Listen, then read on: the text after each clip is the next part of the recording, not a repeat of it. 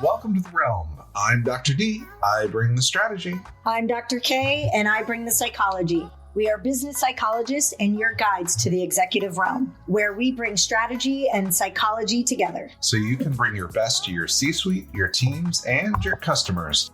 Today, we're talking about psychological safety in the workplace, how it influences the way people work, and how to increase the sense of psychological safety in your culture and your leadership team. So let's get to work. In psychological safety, it's the ability to be able to show and employ who you are, what you're thinking, what you're feeling without a worry or a fear of having any negative reactions, having consequences from it, having anything that would affect either your own personal emotions or your mentality, and also where it doesn't, especially since we are talking about within the business, that if you are able to show who you are, that it's not going to affect your career or your status within the business. So it really allows people to feel like themselves, be themselves, maybe feel vulnerable if they need to take a risk or put themselves out there a bit, and not really fear consequences of their base behavior. Is that the way I heard that? Yes. Now we want to be careful with that, to get right into it. We want to be careful if you're coming in and, you're throwing chairs around because you're having anxiety, or, you start just going off on a client or, other employees, that's going to be a little different. We want you to be able to, psychological safety is the ability and the, what's the word I'm looking for? The knowledge that you're able to say, hey, I'm not doing well today. Or, hey, I don't think that's the right point that the clients are looking for. We want the psychological safety of a employee to be able to say these things and do these things. Now, if you bypass that and, again, going back to my throwing of the chairs and going off on clients or other employees, that's a little bit different. We need you to be able to express yourself still in a professional and healthy manner. Maintaining professionalism. And we assume that most people in the workplace are reasonably well balanced. I know not everybody is, but I hope people are mostly reasonably well balanced, and throwing chairs isn't part of the daily routine. I hope not. It's an interesting thought. Back in 2015, there was a study done at Google called Project Aristotle. They explored what makes high-performing teams, and the number one attribute that they defined in their 2-year study was psychological safety. And amongst those, other attributes are being able to trust in your team, understanding your roles in your work, but also having meaning and impact in the work that you do. Psychological safety was really the foundational component of that, because if you're comfortable with who you are and comfortable with the folks that you work with around you, and everybody's being basically authentic on who they are, you develop a level of trust and respectful candor that can be utilized in order to support your mission. Because at the end of the day, you're working on achieving a mission, something to do with your customers, some product that you need to deliver or service that you're delivering. But it all really comes from, how do you work as a high-performing team? And psychological safety underpins that. Absolutely. Yeah, having a high level of psychological safety as individuals and then as the team culture ends up providing a interpersonal trust. People may individually, they may intrapersonally be like, I feel good with this decision. I think this is the right way to go. But if they can't trust their, either their fellow employees or their leaders, it's going to create, there's so many different consequences that can come from that. It can create animosity. It can create secrecy. It can create kind of, for, an umbrella term, like a passive aggressive revenge plot. Like, oh, I know that that's not what the client wants. I'm going to sit over here and not do anything about it because I don't feel safe. So it creates the psychological safety, again, creates that interpersonal trust. And that's going to be between each employee, maybe each department, as well as with their leaders. But it also, if someone feels that they safely can bring up a point or assert themselves, it brings out a level of respect they gain because their leader said, please, no, go ahead and tell me what you think. Let's see what let's see what you're bringing to the table and if it's usable or not.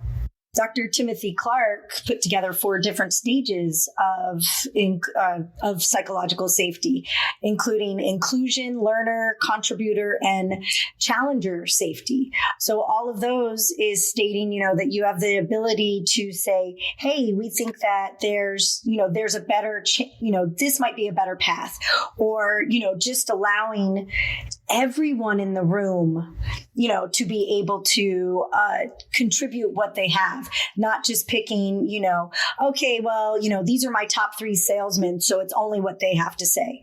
No, it's everyone, because then in one of the other stages of psychological safety, is a learner. So these people that are just coming up may not be the top sales guys or what have you, but these people that are coming up, if they have ability to throw their 2 cents in and speak about it, or even ask questions, because a lot of times people don't feel safe to ask questions, it will create that sense of safety and they can learn. And then maybe they become the top salesman and the other people move up, or what have it, salesmen and saleswomen, so maybe they move up. So it creates you've said it a couple of times, it creates a team. And one of the things as just humans across the board, and this does include introverts, is that humans do need some sense of connection, some sense of belonging to something. And if we spend 8, 9, 10, 12 hours a day at work, whether it's in person or out of office, we still need to feel that we're a part of something at work, with the fact that that's most of our life, or at least half our life. When I think about the veneer people put on at work, they have their work life and they have their personal life, and they really almost have a separate personality at work than they do at home, because somehow the shell that they put around them at work, their shell of professionalism, masks a lot of their true thinking, their true behaviors, the way they approach the world, the way they see the world. And as an organization is hiring people, they hire for the veneer and not necessarily for the person underneath. And what that creates is organizations that don't have a lot of diversity, because you're looking for the veneer that people put on. And if somebody brings their true and authentic self and it maybe sits outside of that veneer of what you're expecting and what you're used to seeing every day, then what ends up happening is you end up narrowing your culture to be so narrow that you don't have a lot of people outside of a certain demographic or a certain educational level that can limit an organization's ability to take risks. But conversely, if people are allowed to be themselves, everyone kind of builds up a tolerance to what's acceptable in the workplace. Again, I'm not advocating that, as you said, throwing chairs are unacceptable. That's an extreme, or screaming at clients. I don't think that that's what we're talking about, but people having more candid conversations, or showing emotion in a meeting, or maybe even reacting to something. If you hear some shocking news and everybody just sits there quiet and doesn't have any questions, you might not have the safety where people respond appropriately to shocking news or concerning news or exciting news.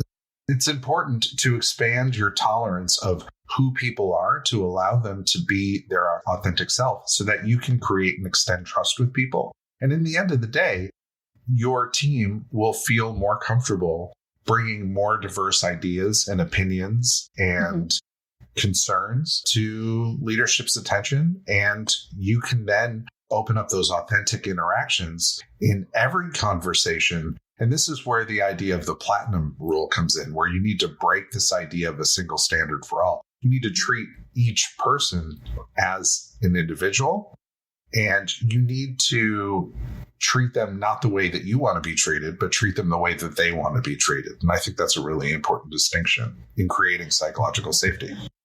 It is. And that, I mean, to be honest, that makes it, that makes a leader's position a little bit harder, because then you have to be able to have a level of emotional intelligence to understand what a person needs and what a person doesn't need. However, to make that a little bit easier, for leaders, you may need to assess each person individually to some extent. I mean, if you have 200-300 people below you, that's going to be a lot more difficult. But if you have an employee that is coming, constantly like, can you check this out? Can you check this out? They may be an employee that needs a little bit more feedback or a little bit more validation. If you have another employee that's just kind of like, hey, boss, this is what's going on. Okay, cool. Awesome. And then they just go about doing their business. So it's a little bit more work on the leader. However, it does, if you can have a standard, I'm going to treat everyone with respect, or I'm going to treat everyone as, a human being and not just like a, pencil pusher or a number cruncher.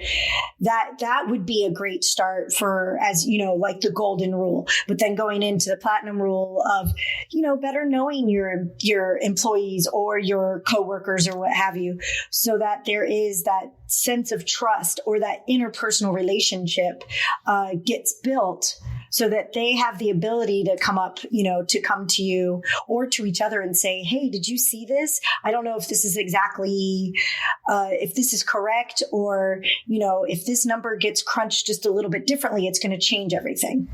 So it is important to assess, as a leader, to assess, the individuals, but also to assess your, if you're a leader of a bunch of teams, you're the VP and then you've got all these teams below you, it's going to be important to assess each team according to them, because maybe the marketing team has a great psychological safety within them because they've been working together for a long time or what have you. Maybe they're the ones that go out for happy hour after work. And then you might have another team that, they're a little quieter. Maybe there's more introverts, and you need to assess them and see what needs to change within that particular department's culture. If you want to create the right atmosphere, you have to create the atmosphere around you first, and then expect, if you're that VP, you need to expect the leaders over those teams to adopt that atmosphere of curiosity, the platinum rule, earning trust, and respectful candor all come into play in creating that environment around yourself and setting those expectations for leaders that they need to create that. And maybe that's because that psychological safety wasn't built for you. Or maybe psychological safety is something that you're not used to within an organization. Maybe you came from a much more toxic environment before. But the employee themselves would have to step back and go, okay, why am I, do I not put myself out there? Me personally, I used to have a really tough time asking for help. I always had to try to figure it out myself. And now my life has become so much easier when I say, hey, not really sure why this isn't going the way I thought it was, or is this work, or is this a better way to do it? And it has made life easier because I don't have to sit there and try to figure it out for 5 hours. And not that trying to figure something out for 5 hours is a waste of time, but when you could simply ask someone and they can show you in 10 minutes to an hour, that does take some, give you time back. So as the employee themselves, it would be beneficial. If you've created on your team with your team members a high level of psychological safety, you should have an environment where that person who's feeling a little left out or underserved by the leader, the ability to step up and say, hey, you know what, I'm feeling a little kind of neglected over here. I'm feeling a little left out. And that should open up a conversation with the leader to say, oh, geez, I'm so sorry. Let's talk. What do you need? How can I help? How can I be there for you? Yes. I might treat each person individually, but I need to have a consistent process in the way that I treat everyone. If you have a standard of having one-on-ones with your team 3 times a week and you're meeting with somebody, one of your team members comes in and just kind of fills you in about their day, and that happens every day at 3:00 and your team recognizes, wow, this person's getting a lot more leader time, you might have to kind of say, hey, you know what, I really value our relationship and I know that you need this extra time, but I also want to make sure that I have time for the rest of the team at the same level. Mm-hmm. Or it might hurt that person's feelings a little bit, but it is also a level of candor that you need to have with your team. Mm-hmm. You don't want to give the impression of favoritism. You want to give the individualized nature of the relationship to each person that needs what level of individualization. Mm-hmm, absolutely. And then again, that's where, it's as a leader, there is a lot more pressure put on you because now you're not only just kind of doing the busy work, you are managing the people doing the busy work, but you're not, busy work is, let's say, metaphorically, it's all tangible. Now, as a leader, you're kind of managing that, but you're also managing the people that are doing the tangible work. And that changes the game, because people they are physically, you can touch them, but their minds and their emotions aren't tangible. So it's taking in a lot. It's doing a lot of mental gymnastics. It's going from here and bouncing over there and doing this and going there and don't forget to flip and do, and land it perfectly. So there's a lot of work as a leader, but if you know what kind of leader you want to be, that makes it easier. And then being honest about what kind of leader you want to be. So I want to be a leader that creates a team where they not only respect each other, but they respect me and I respect them. As a leader, you can't expect a team. They may do the work, but there might be a lot underneath it. But you can't expect a team to respect you if you're not respecting them. And for some reason, Dolly Parton 9 to 5 came to mind where they didn't feel respected by whatever, I can't remember his name, so there they go. They chain him up and do all these things and they made an environment that they respected. But at the beginning of the movie, they are all in there doing their job, but they're all talking behind his back. They're all scared. They're not happy. So if a leader isn't displaying respect and honest respect, authentic respect, yes, your team may do what they need to do, but it might not be to the level that it could be if you create a place of psychological safety. Yeah. And if you're in an environment without psychological safety, I do not condone kidnapping and chaining up your boss. That's not the way to create the environment. He had food. They did feed him. That is if you. Everything that I'm hearing about psychological safety and everything that we've been talking about is you have to have this atmosphere of openness, respect, trust building, candor, giving people the opportunity to bring their authentic self to work. Mm-hmm. And that creates an environment where people will raise their hand and speak up and engage and really create a high performing team to be able to deliver the mission. When I think about those things, I think about what organizations are really trying to measure globally across their organization, which is this idea of engagement. Mm-hmm. Employee engagement is just that, the feeling confident to step up and speak up and have those authentic conversations, those tough conversations sometimes in a nurturing and safe environment. Psychological safety is an important component of employee engagement.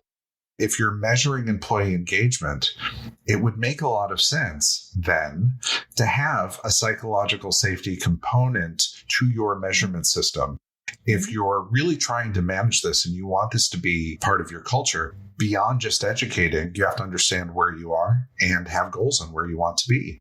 Psychological safety is an important component of engagement and should probably be measured. Absolutely. Absolutely. With psychological safety, we've talked about how it's important for the leaders to create that environment.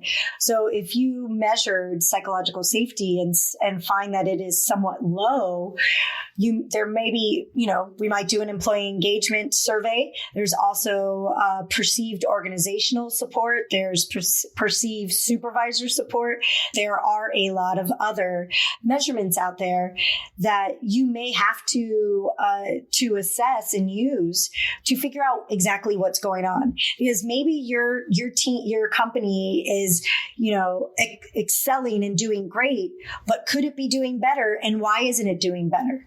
Is it because we're not, we don't have a great brand, or is it because the product is getting old, so to say, or is it something within the organization itself, not the product that's being built, not the product being put out, but it's within the organization? What are we missing? And psychological safety may be one of those components of what might be missing. Yeah, all of those components of what might be missing, there is somebody in your organization that knows what the problem is and may even have a few ideas on how to solve. If they don't have the vehicle or the confidence to raise their hand, then really you're just slowing your own organization down. And an organization is a complex organism. Not every part of an organization functions in exactly the same way, both behaviorally and technically. So it's important that within your culture, you set up this idea of creating these atmospheres around teams where they can have this high level of candor and trust and experience. Your measurement system should be able to direct you to where there are hotspots and where it's working well. And you should definitely leverage teams that are high performing and working well as models for teams that aren't. Agreed. Absolutely. So, Dr. D, how do you feel leaders can prepare? As we've discussed, bringing the idea of psychological safety in your organization and educating teams and leaders, being clear about the importance and what's expected of people to create this atmosphere and this climate and this culture of psychological safety. Adding a psychological safety measurement component to your people survey can certainly tell you where hotspots are and where teams are doing well. Leaders need to do a really good job of reading teams, and this means developing skills like emotional intelligence and being outwardly focused on the team's needs and what those needs are to meet your mission. The team needs to focus on authenticity and interactions. The team members need to bring themselves while staying aligned to a shared mission. Leaders need to stay curious, ask questions to earn and extend trust. It's really important to create an atmosphere of candor and respect. Give people the space to be themselves. I think if you do all of those things, trust will develop and candor will give way to great ideas and new thinking, extending opportunities to deliver on your mission. Yeah, what's on tap for next week, Dr. K? All right, so next week we will be talking about teams embracing change and discussing how the organizations can prepare for the change, whether the change is big or small, so that team members can process, prepare, and accelerate whatever the change adoption is. Awesome. Very, very important with us going back into the workspace. Yeah, absolutely. And change is a natural part of business, but change over the next 1 to 3 years is going to be monumental. So yes. I think this is a great topic. And to all of you joining us on this journey to the realm, thanks so much. I'm Dr. D. And I'm Dr. K. And we are looking forward to your next visit to the executive realm.